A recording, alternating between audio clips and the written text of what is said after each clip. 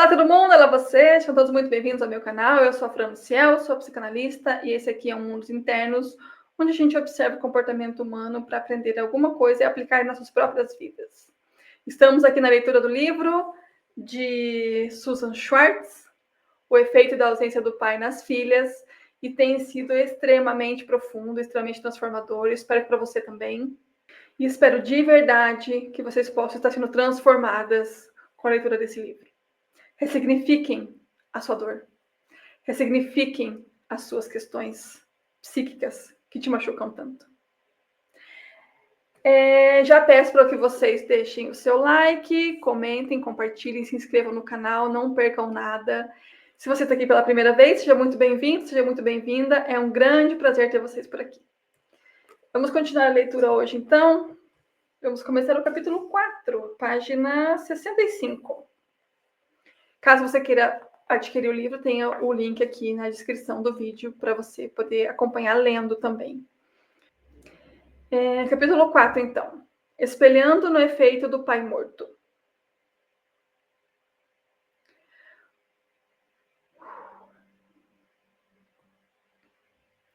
O efeito do pai morto tem sua origem nas teorias de André Guin, psicanalista francês da metade do século XX até o começo do século XXI. Embora ele originalmente tenha usado a frase mãe morta, Green e seus seguidores também aplicaram isso ao pai ausente, deprimido e internamente morto. A morte, ou inércia, refere-se ao inconsciente e feridas desconhecidas do pai, suas desconexões emocionais, insuficiência psicológica, cuidado e relacionamentos paternais inquietantes. As preocupações do pai, seu afastamento, falta de presença e depressão são transferidos para a filha. Quando ela internaliza o pai morto, a filha mata seu si mesmo. Em vez de estar na vida, ela se torna presa ao pai vazio e esgotado, o que afeta seu corpo e sua psique. Ele continua vivo em sua ausência e presente com gravíssimas consequências.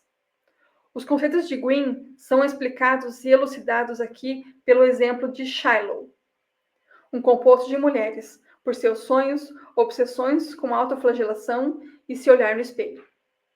Ela estava encurralada pelos olhos mortos e vazios do pai, em um espaço em branco, que não refletia nada. Um pai morto olha para a filha, mas não a vê.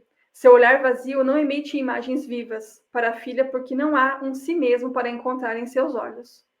André Green comentou que não se trata muito da ausência, mas, na verdade, da presença de um pai ausente. Ausente física e emocionalmente. Ele contribui para o ambiente interno disfuncional de Shiloh, para sua negatividade e desespero. O abraço psicológico desse pai a deixou apenas com a ausência dele. Os conceitos de André Green sobre morte paterna foram também associados à ideia de que a psicanálise clássica foi fundada na questão do luto. Seus temas, emergindo da cultura francesa, refletiam a ausência, negação, negatividade e o nada. O luto é parte da separação de personalidade e sua reintegração. Isso se torna mais difícil, porém, sem um pai presente. Já na primeira infância, o pai de Shiloh pareceu perder seu interesse por ela. Não sabendo a razão, ela registrou apenas que o pai lhe retirou o amor. Seu pai a encurralou e a cercou em sua morte. Conforme Shiloh ignorava seus sentimentos, a sua vida repetia os padrões de inércia de morte. Isso aqui é o recalque, né? A gente recalca sentimentos que a gente não entende na primeira infância, a gente não sabe lidar com isso, é muito doloroso e então acontece o recalque. E o fato de recalcar faz com que a gente repita.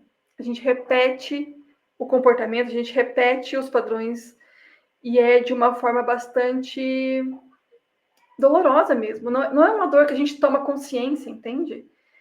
É um comportamento que a gente repete sem saber por que repete, mas ele nos traz, de certa forma, uma dor reconfortante, porque a gente já conhece aquilo. É meio dúbio, é meio contraditório, é meio paradoxo, mas é exatamente isso. O processo de luto pelo pai e o que ela não recebeu dele foi transformado em um nível visceral e simbólico. As memórias tornaram-se conscientes após Charlotte ver como sua vida fora afetada e interpretada. Para se curar, ela tinha que reconhecer os locais feridos, seus arrependimentos, abandonos e traições, grandes e pequenos. A experiência de ter um pai ausente provoca uma perda de significado conturbada e profundamente desafiadora. André Green escreveu a insuficiência como, abre aspas, uma ausência de memória, ausência da mente, ausência de contato, ausência de sentimentos. Todas essas ausências podem ser consideradas na ideia de uma brecha. Em vez de se referir a um único vazio ou algo que está faltando, a brecha se torna o substrato do que é real. Fecha aspas. O investimento no si mesmo é desmantelado enquanto o vazio ocupa a mente, deixando para trás brechas psíquicas. Abre aspas. A crise na função paterna que levou à deficiência do espaço psíquico é, na verdade, uma erosão do pai amoroso. A função paterna está morta, visto que sua função é dar e amar com todo o seu coração. Fecha aspas. A filha se torna distante de seu eu vivaz e alinha sua existência ao pai morto. André Green nomeou o sofrimento onde tudo parece ter terminado como, abre aspas, uma ruína psíquica que toma conta do indivíduo de tal forma que toda vitalidade e vida congelam onde, na verdade, torna-se proibido ser. Fecha aspas. Como com Shiloh, o discurso interno frequentemente se torna crítico, exigente ou passivamente vazio. Se ela continua a identificação inconsciente com o pai, seu mundo pode ser traduzido em não, eu não posso, não vai funcionar, não, não, não. O efeito pode ser como um monstro interno que a considera insuficiente, demolindo assim sua energia.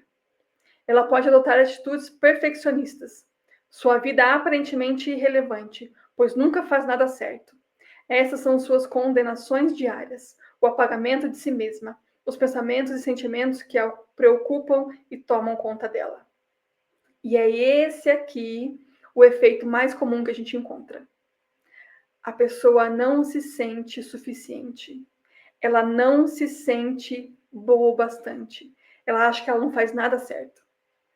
Isso é tão comum, que vocês se chocariam se todo mundo que sentisse isso comentasse aqui embaixo. Seria uma enxurrada de comentários, dizendo, é assim comigo também, eu sinto exatamente isso. É uma identificação muito próxima do que as pessoas sentem todos os dias. De não se sentir capazes, de não se sentir boa o bastante, de não ser suficiente. Isso é muito comum. E é o que eu mais vejo na clínica, é exatamente isso. É uma desconexão com a realidade, porque aquelas pessoas são boas o bastante, mas elas não se sentem assim. Nossa, é bem pesado, é bem pesado. Vamos continuar. Esse pai, psiquicamente morto, significa que ele não reconhece seus humores ou seus efeitos, e sua desassociação dos afetos eliminou sua vida interna. André Green descreveu a filha como silenciada pela perda do pai, por sua falta de presença ou vida que a levam a vínculos fragmentados e descontinuidade interna. Além do mais, a vida da criança e a relação do pai com a criança viva foram negados. O pai morto perpetua a impotência psíquica. A filha opera em uma névoa, sob a mortalha de tédio sem fim, esperando que eventos a incitem a viver. A ausência da conexão com o pai impacta o direcionamento da vida da filha. A desenvoltura interna, imagem corporal e habilidade de pensar. O que perdura é uma natureza de desejo essencialmente conflituosa e ambígua, que é concebível com o desejo do outro. Como mencionado, a narrativa interna dela ilustra o desejo do autossentimento. Esvaziada de energia ou entusiasmo, um caos emocional cresce. Deste espaço, a filha tem que criar um pai. Mas como ela pode fazer isso? O pai não pode ser morto, apenas embalsamado. O pai perdido deve ser construído a partir dos fragmentos destruídos restantes. Ele está perdido. Ela está cansada, sem interesse e desvanecida. ou existe apenas no modo de sobrevivência. A filha adota disfarces, um após o outro, camada após camada, tornando impossível estar completamente presente para si mesma e para outros. A presença da ausência dele se estende para todas as suas relações, pois o preço é sua incapacidade de amar, visto que o amor se torna comprometido. Veja exatamente isso, né? A pessoa leva isso para todos os lugares e ela está apenas sobrevivendo. É esse sentimento que eu estou só sobrevivendo. Eu não estou vivendo, entende? Tem diferença entre viver e sobreviver. Para acrescentar a complexidade, a filha anseia por um pai que talvez nunca tenha existido. O pai morto não tem conexão com uma representação, pois é como uma fantasia, é invisível. Representação significa a possibilidade de uma reforma interna. A filha tenta fazê-lo presente, fazê-lo reativo. E, é claro, não consegue. Sua identificação desse pai falha, deixando-a sem uma experiência. Nanterguin se referiu ao pai morto, observando a depressão paternal como uma morte transferida do pai para a filha. Em uma carta de maio de 1912 a Carl Abraham, Freud também se referiu ao pai morto. Abre aspas. Está correto identificar o pai com a morte, pois o pai é um homem morto, e a própria morte é apenas um homem morto. Fecha aspas. Uma segurança debilitante surge da exposição a este morto e ainda idealizado pai. A filha assume os locais feridos dele como um meio de reconstruir a união perdida, criando uma complementariedade interna. Isso significa que, embora ele esteja morto, seja literal, figuramente ou ambos, permanece vivo por meio da adoção da filha de uma abordagem semelhante para si mesma em suas tentativas de se conectar com ele. Vejam, né? Eu acho que isso é uma coisa que se repete nesse livro em algumas vezes, né? Esse aspecto de que, mesmo esse pai não estando ali, ele vai existir como falta, ele vai existir como ausência, ele vai existir como buraco. E que essa busca da filha por preencher esse espaço fica muito evidente quando ela se vê tolhida dela mesma, quando ela não encontra a si mesma. E muitas vezes existe muito trabalho da pessoa de querer buscar a si mesma em detrimento dessa falta, porque a falta é constituinte, a falta faz parte da pessoa. E aí, quando ela se vê nessa falta, ela tem que substituir essa falta por alguma outra coisa. Então, esse é o trabalho psíquico, esse é o trabalho da terapia. É a gente olhar para esse pai morto e falar: eu não sou você. Você não é o meu representante. É a gente olhar para esse pai morto e falar assim: ok, foi isso mesmo que aconteceu. Eu sou constituída dessa falta, dessa ausência. A presença da ausência está aqui, porém, isso não vai mais me definir. Então, é essa transição entre você identificar, reconhecer e mudar. É isso que a gente faz na terapia. Vocês estão conseguindo fazer isso de alguma forma, acompanhando essa leitura? Se estiverem, é uma excelente forma de começar. Se ainda não estiverem, eu convido vocês a continuar aqui. Não só quem não está, né? Todo mundo continua aqui. E a gente vai tentando identificar em nós esses buracos, essas faltas, essas ausências.